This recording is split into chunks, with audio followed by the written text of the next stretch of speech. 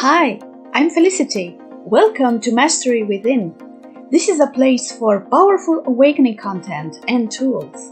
Be sure to subscribe and check out the description below for some amazing awakening goodies that will help you throughout your journey. Keep close! Even without doing any activity, you can still manifest what you want if you organize these 4 dimensions in one direction and keep it unwavering in that direction for a certain period of time. Now he believes Shiva will do it for him and it will happen. So is Shiva going to come and build your house? No, I want you to understand, God will not lift his little finger for you. What has not happened till now on this planet can happen tomorrow. Human beings are capable of making it happen tomorrow.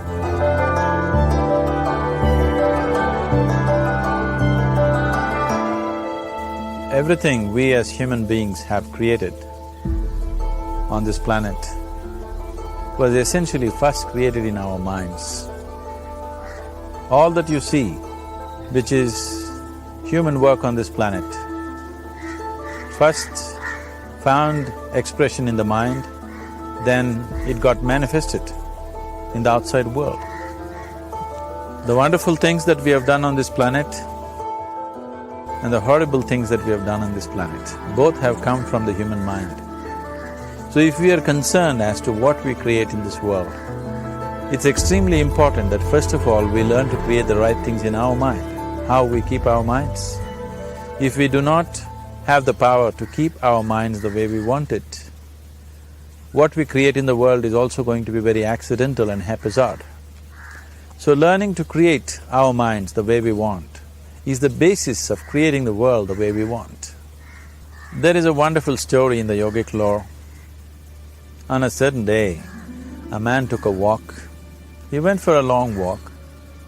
Accidentally, unawares, he walked into paradise. Fortunate, isn't he? He just took a walk and he landed up in paradise. After this long walk, he felt little tired. So he thought, oh, I'm tired, I wish I could rest somewhere.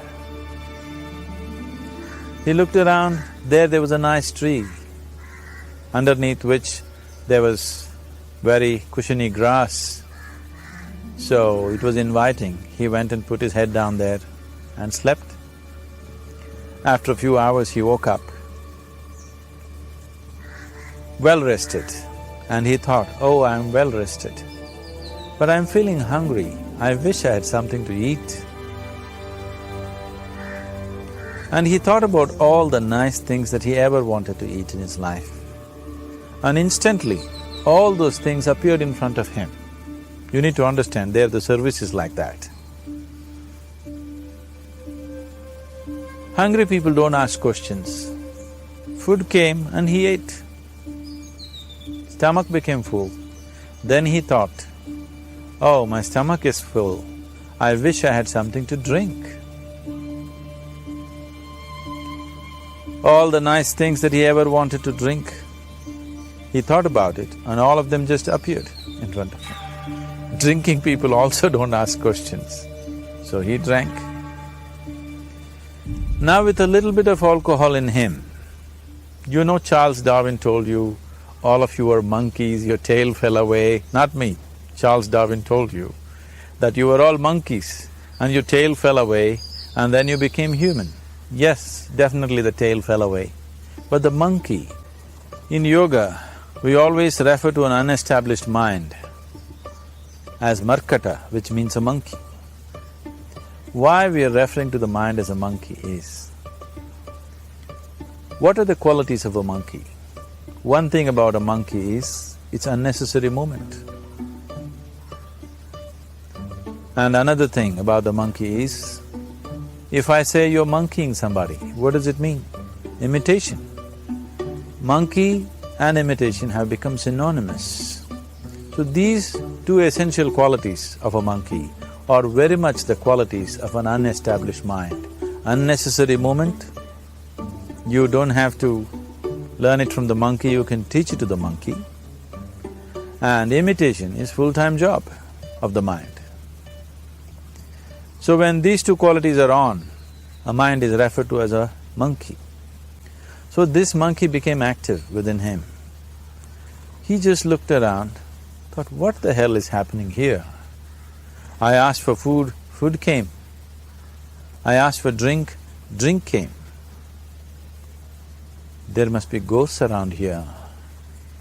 And ghosts came. Oh, the ghosts have come, they're going to surround me and torture me, he thought. Immediately the ghosts surrounded him and started torturing him. Then he started screaming in pain and said, oh, they're going to kill me, and he died. Just now he said he's a fortunate being.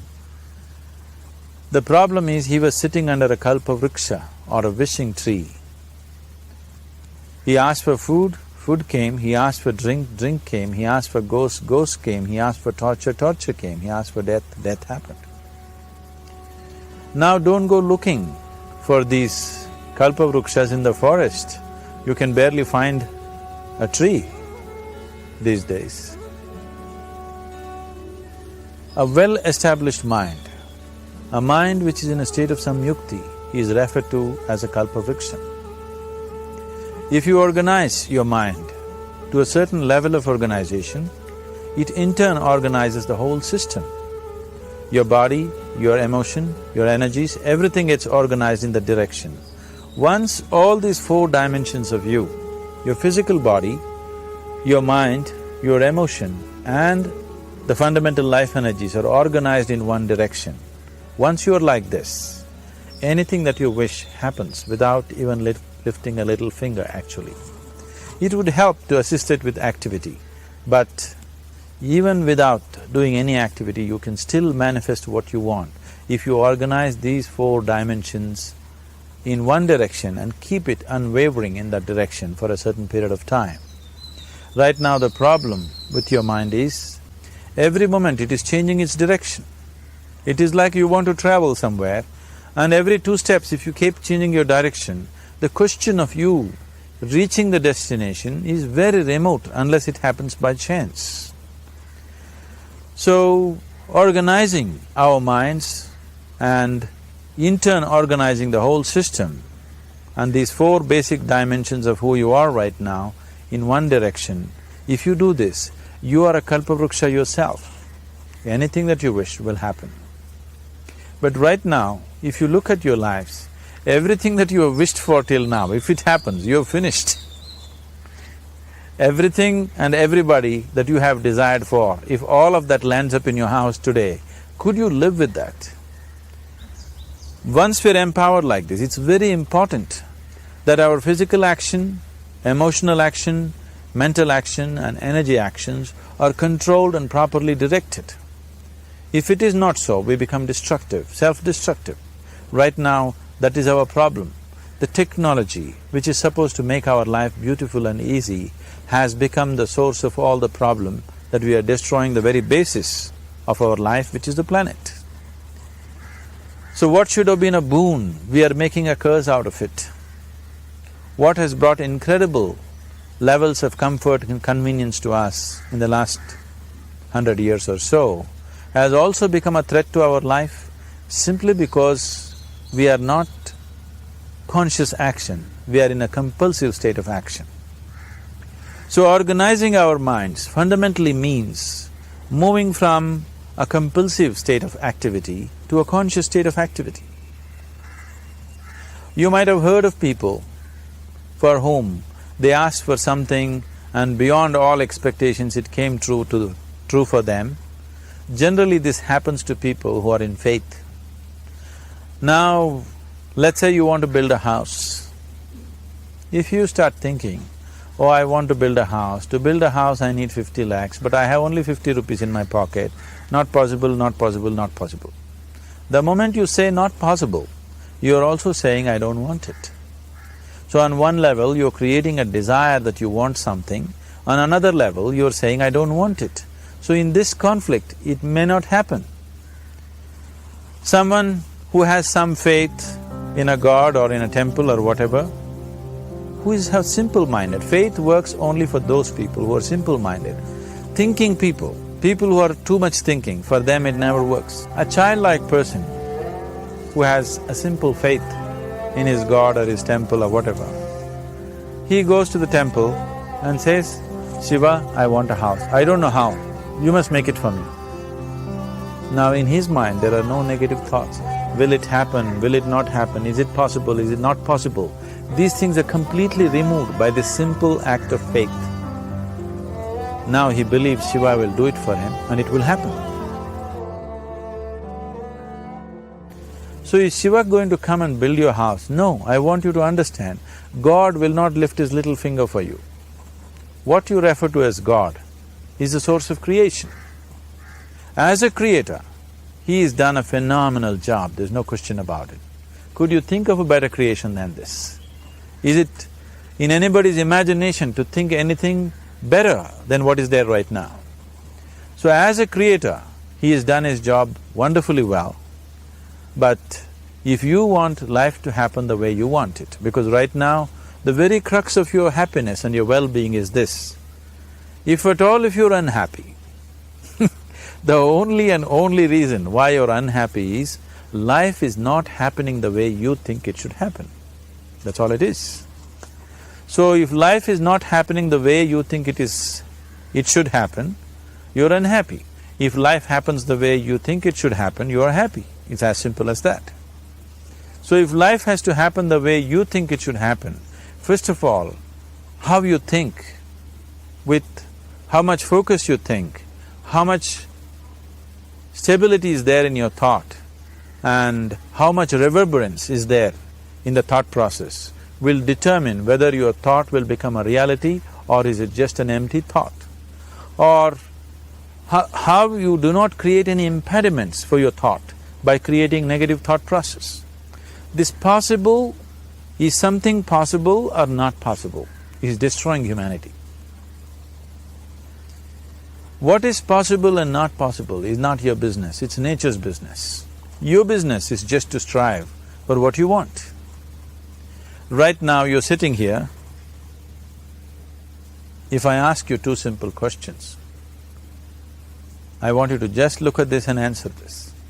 Right now from where you're sitting, can you just fly off? You say no. Right now from where you're sitting, can you get up and walk? You'll say yes. What is the basis of this? Why you say no to flying and yes to walking?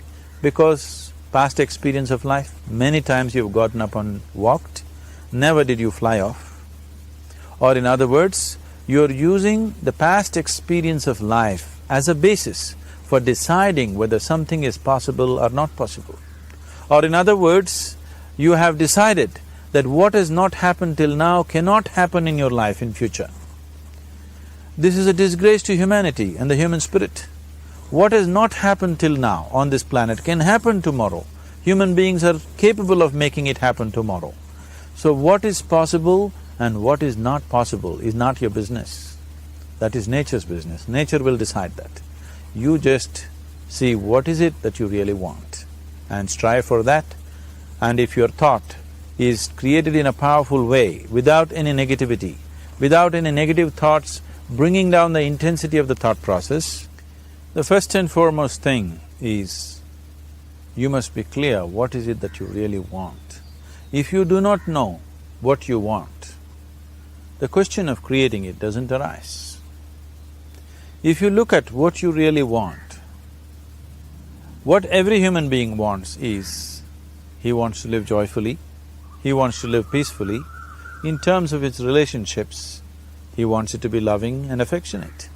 Or in other words, all that any human being is seeking for is pleasantness within himself, pleasantness around him.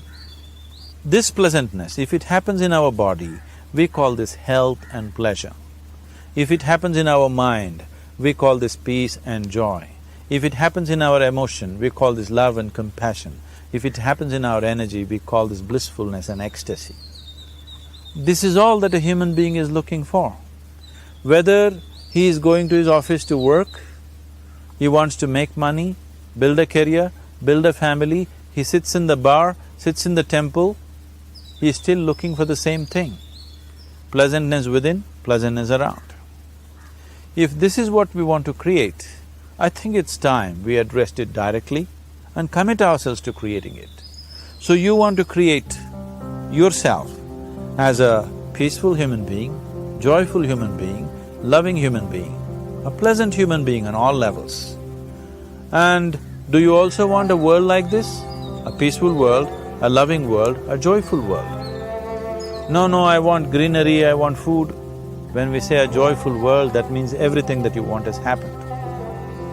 So this is all that you're looking for. So all that you need to do is commit yourself to creating it, to create a peaceful, joyful and loving world, both for yourself and everybody around you. Every day in the morning, if you start your day with this simple thought in your mind, that today, wherever I go, I will create a peaceful, loving and joyful world. If you fall down 100 times in a day, what does it matter? For a committed man, there is no such thing as failure. If you fall down 100 times, 100 lessons to be learnt. If you commit yourself like this to creating what you really care for, now your mind gets organized. Once your mind gets organized, the way you think is the way you feel, your emotion will get organized. Once your thought and emotion is organized, your energies will get organized in the same direction. Once your thought, emotion and energies are organized, your very body will get organized. Once all these four are organized in one direction, your ability to create and manifest what you want is phenomenal. You are the creator in many ways. That which is the source of creation is functioning within you every moment of your life. It is just that, have you kept access to that dimension or not? Organizing the four basic elements of your life will give you that access. There are tools and technologies to do this. The whole science of yoga, the whole technology that we refer to as yoga is just about this, transforming yourself from being just a piece of creation to become a creator.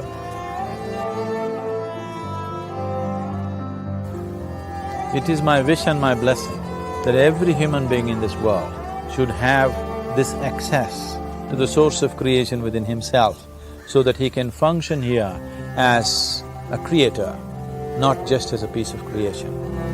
Wasn't that amazing? Thank you for watching. Be sure to subscribe and check out the description below for some treats. Bye for now!